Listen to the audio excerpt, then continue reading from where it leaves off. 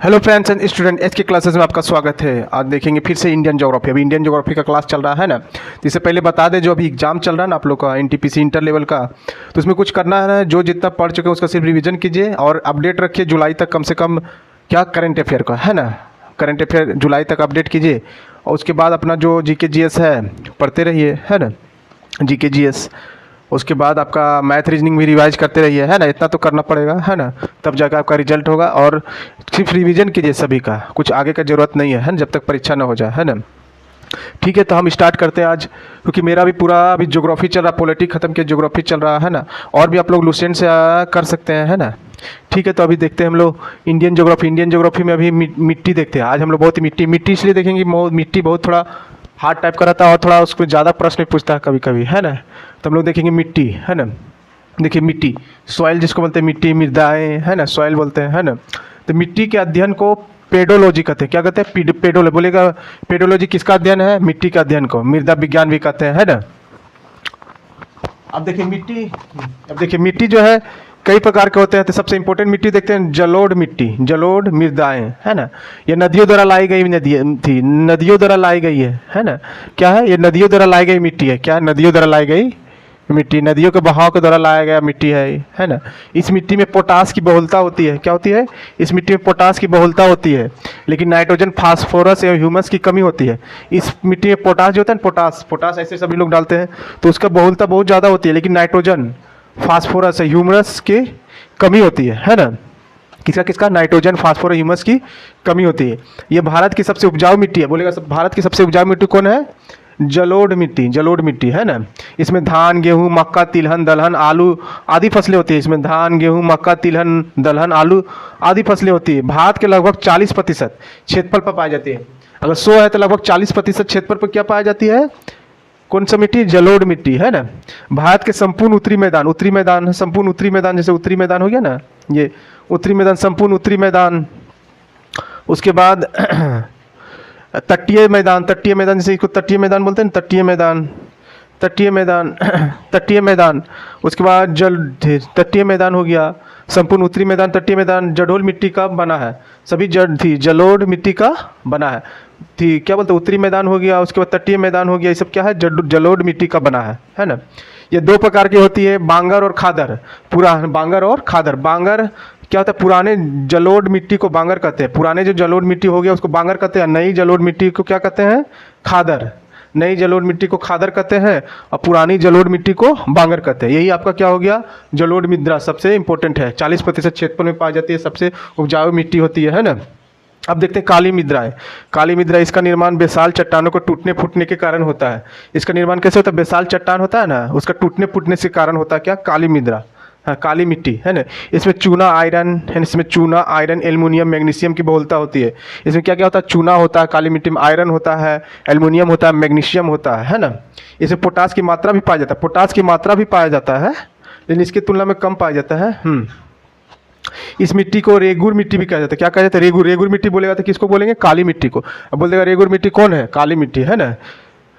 कपास की खेती के लिए सर्वाधिक उपयुक्त है। जैसे कि कपास की खेती होता है ना, कपास, रुई, ये सब जो होता है, उसका खेती के लिए सबसे ज़्यादा उपयोगी कौन है? काली मिट्टी, है ना। इस मिट्टी में गेहूं, ज्वार, बाजरा आदि का भी उपजाऊ होता है। कपास के लिए तो इंपॉर्टेंट है ये, लेकिन गेहूं, ज्वार, बाजरा आदि का भी उपजाऊ होता है। गेहूं, ज्वार, बाजरा, है ना, इसका भी उपजाऊ होता है। किसमें? काली मिट्टी में, है ना। काली मिट्टी। देखिए भारत में काली मिट्टी कहाँ पाई जाती है? भारत में काली मिट्टी गुजरात, महाराष्ट्र, मध्य प्रदेश, है ना। देखिए गुजरात हो गया, महाराष्ट्र हो गया, मध्य प्रदेश हो गया, मध्य प्रदेश के पश्चिमी क्षेत्र, इधर ये वाला क्षेत्र पश्चिमी क्षेत्र, है ना। उड़ीसा के दक्षिणी क्षेत्र, उड़ीसा है ना, ये उड़ीसा आपका हो गया, उड़ीसा के दक्षिणी क्षेत्र हो गया, उड़ीसा के दक्षिणी क्षेत्र। कर्नाटक के उत्तरी जिला जितना है, इसमें क्या पाया जाता है आपका? काली मिट्टी। कर्नाटक के उत्तरी जिला काली मिट्टी, है ना। आंध्र प्रदेश के दक्षिणी एवं समुद्री तटीय क्षेत्र में क्या पाया जाता है? काली मिट्टी। तमिलनाडु का सलेम जगह का नाम है ना। रामनाथपुरम, कोयम्बटूर फेमस है। तिरुनेलवेली जिला राजस्थान के बूंदी, ये राजस्थान के बूंदी, है ना। एवं टाक जिला राजस्थान के बूंदी एवं टाक जिला, इस सब में क्या पाया जाता है? काली मिट्टी, है ना। बहुत इंपॉर्टेंट है कपास के लिए काली मिट्टी, है ना। अब देखते हैं हम लोग लाल मिट्टी, लाल मृदाएं, है ना। इसका निर्माण जलवायु परिवर्तन के परिणाम स्वरूप, है ना, रवेदार एवं कांतित शैलों के विघटन या वियोजन के से होता है ना। ये इसका निर्माण मतलब जलवायु परिवर्तन होता है, उसके परिणाम से रवेदार एवं कायांत्रिक शैलों, कायांत्रिक पर्वत होता है ना, कायांत्रिक, रवेदार और कायांत्रिक शैलों के विघटन मतलब टूटना या वियोजन समायोजित होगा, उसके कारण भी लाल मृदा का निर्माण होता है। इस मिट्टी में सबसे इंपॉर्टेंट है कि इसमें आयरन एवं सिलिका की बहुलता होती है ना, आयरन एवं सिलिका, है ना। इस मिट्टी के लाल रंग लो ऑक्साइड के कारण होता है, लो ऑक्साइड बोलेगा, लो ऑक्साइड के कारण क्या होता है? इसका लाल रंग दिखाई देता है ना। यह अम्लीय प्रकृति की मिट्टी होती है, अम्लीय प्रकृति की मिट्टी होती है। यह उर्वरता विहीन बंजर भूमि के रूप में प्राय पाया जाता है, मतलब ज़्यादा ये उर्वरता मतलब ज़्यादा उर्वरक नहीं होता, ज़्यादा उपजाऊ क्षेत्र वाला नहीं होता है ना, बंजर भूमि के रूप में ये ज़्यादा दिखाई देगा आपको, है ना। लेकिन इसमें क्या क्या होता है? इसमें कपास भी होता है, गेहूँ भी होता है, दालें होता है, मोटे अनाज की कृषि भी की जाती है। कपास, गेहूँ, दालें, मोटे अनाज की कृषि की जाती है ना, सब जगह नहीं, कहीं कहीं। लेकिन ये ज़्यादा इस तरह का उर्वरक विहीन बंजर भूमि के रूप में दिखाई देता है लाल मिट्टी, है ना। अब देखेंगे ये कहाँ कहाँ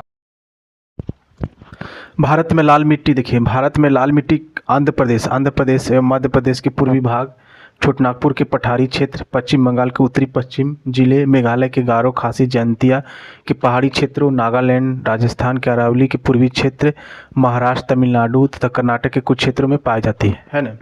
देखिए क्या कहा गया है कि लाल मिट्टी कहाँ कहाँ पाई जाती है? लाल मिट्टी देखो आंध्र प्रदेश देखिए ये है आंध्र प्रदेश। उसके बाद क्या? मध्य प्रदेश के पूर्वी भाग, ये आपका मध्य प्रदेश के पूर्वी भाग इधर है, मध्य प्रदेश के पूर्वी भाग। उसके बाद छोटनागपुर के पठारी, है ना, छोटनागपुर के पठारी भाग, छोटनागपुर किधर है? झारखंड। छोटनागपुर के पठारी भाग, उसके बाद पठारी क्षेत्र, पश्चिम बंगाल के उत्तरी पश्चिम जिले, पश्चिम बंगाल के, देखिए ये है पश्चिम बंगाल, किधर गया? पश्चिम बंगाल के उत्तरी पश्चिम, है ना, उत्तरी और पश्चिम इधर हो गया, उत्तरी और पश्चिम, उत्तर इधर और पश्चिम, उत्तर पश्चिम जिले, उसी पश्चिम बंगाल का हो गया। मेघालय का गारो खासी, देखिए मेघालय, उसका गारो खासी जयंतिया जितना भी पहाड़ी क्षेत्र है ना। उसके बाद नागालैंड आपका किधर हो गया? नागालैंड इधर हो गया, है ना, ये आपका मेघालय नागालैंड हो गया। उसके बाद राजस्थान के अरावली पूर्वी क्षेत्र, है ना, राजस्थान कहाँ गया? इधर राजस्थान का अरावली पूर्वी क्षेत्र, ये सब अरावली पूर्वी क्षेत्र, है ना। महाराष्ट्र हो गया, उसके बाद तमिलनाडु हो गया, कर्नाटक के कुछ क्षेत्रों में पाई जाती है। इतना कहाँ पर? इतना दूर मतलब कि लाल मिट्टी पाई जाती है इतना क्षेत्र में, है ना। अब आते हैं लेटेराइट मृदाएं जिसको बोलते हैं ना। देखिए लेटेराइट मृदाएं क्या है? लेटेराइट मिट्टी उच्च ताप एवं भारी वर्षा के वाले क्षेत्र में विकसित होते हैं, भारी वर्षा वाले क्षेत्र में विकसित होते हैं। लेटेराइट मृदा कहाँ विकसित होती है? लेटेराइट मिट्टी जो है उच्च तापमान हो, चाहे भारी वर्षा जहाँ पर होता है वहाँ पर लेटेराइट मिट्टी मतलब विकसित होती है। ये मिट्टी उष्ण कटिबंधीय वर्षा के कारण हुई तीव्र निच्छालन के परिणाम है। जहाँ उस कटिबंध वहाँ वर्षा बहुत ज़्यादा होता है तो वह तीव्र निच्छालन होने लगता है, उसका परिणाम लेटेराइट मिट्टी बनती है ना। इस मिट्टी में लो ऑक्साइड एवं पोटास की बहुलता होती है। इस मिट्टी में क्या होता है? लो ऑक्साइड एवं पोटास की बहुलता होती है ना, पोटास की भी बहुलता होती है और लो ऑक्साइड का भी, है ना। लाल मिट्टी में भी है ना जैव पदार्थ, है ना, तथा जैव पदार्थ हो गया, या जैव पदार्थ नाइट्रोजन, फास्फेट और कैल्शियम की कमी होती है। इसमें लो ऑक्साइड पोटास की बहुत ज़्यादा मात्रा होती है, लेकिन कमी क्या होती है? जैव पदार्थ नाइट्रोजन, फास्फेट एवं कैल्शियम, जैव पदार्थ नाइट्रोजन, फास्फेट और कैल्शियम की कमी होती है, याद रखना। लेकिन लो ऑक्साइड और पोटास की बहुलता होती है, किसमें भी?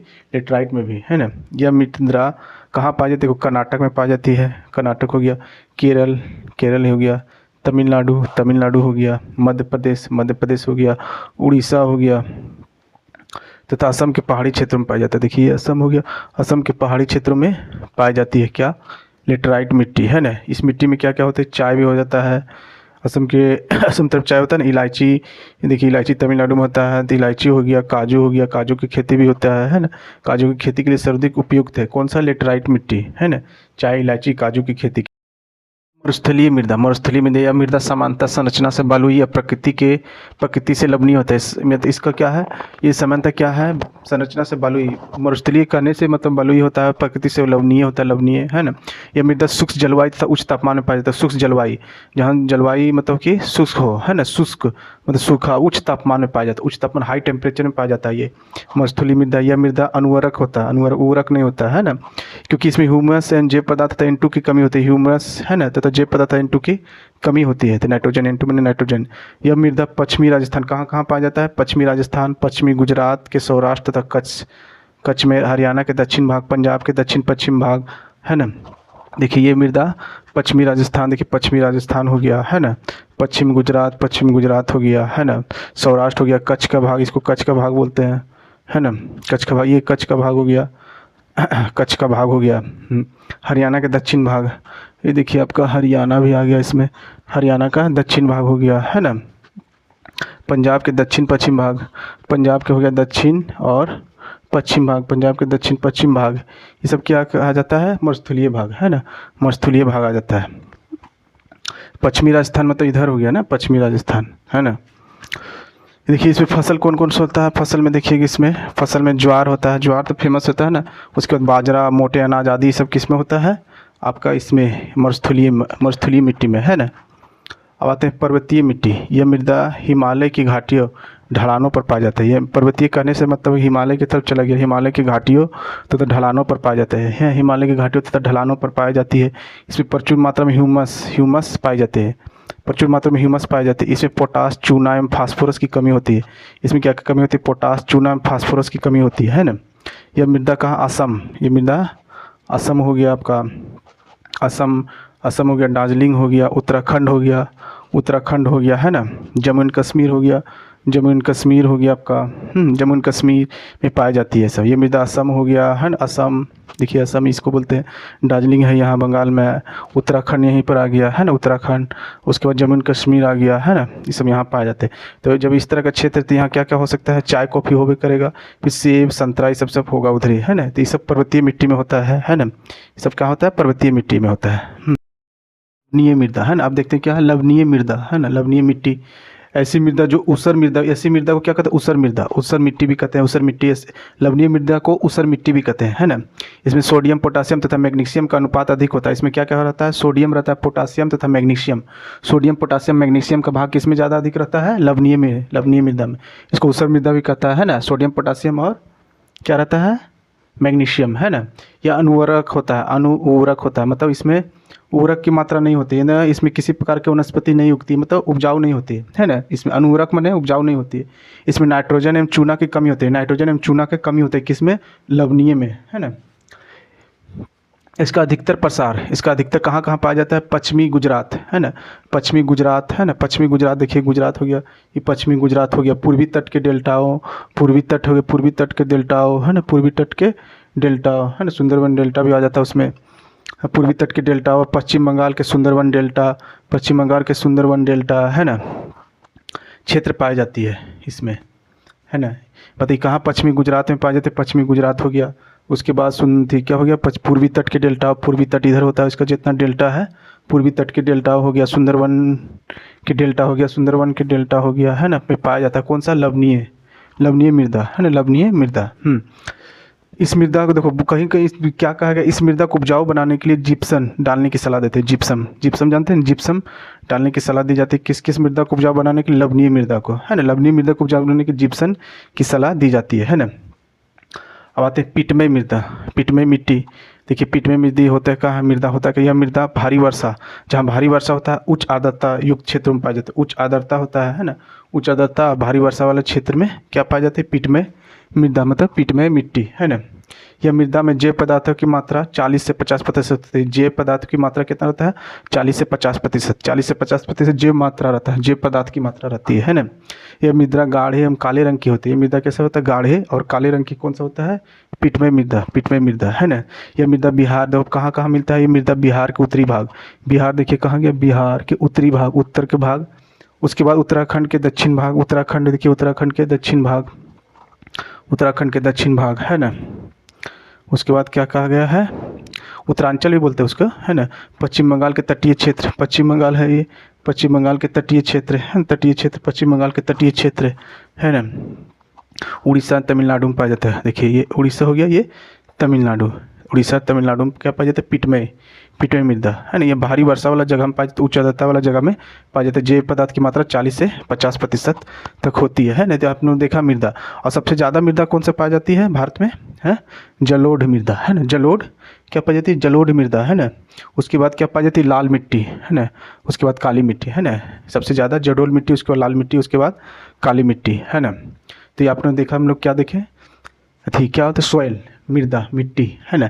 भारत की मिट्टी हम लोग देखें, है ना। तो ठीक है, तो आज का क्लास यहीं रखते हैं, और ध्यानपूर्वक देखें और पढ़ें, और थोड़ा थोड़ा आप लोग क्या करते हैं कि रिवाइज भी करते रहिए। जैसे पिछला क्लास जो पढ़ा दे उसको भी रिवाइज करते रहिए, ताकि भूलेंगे नहीं, है ना। ठीक है, तो आप मेरे क्लास को लाइक और सब्सक्राइब जरूर करें। Thank you.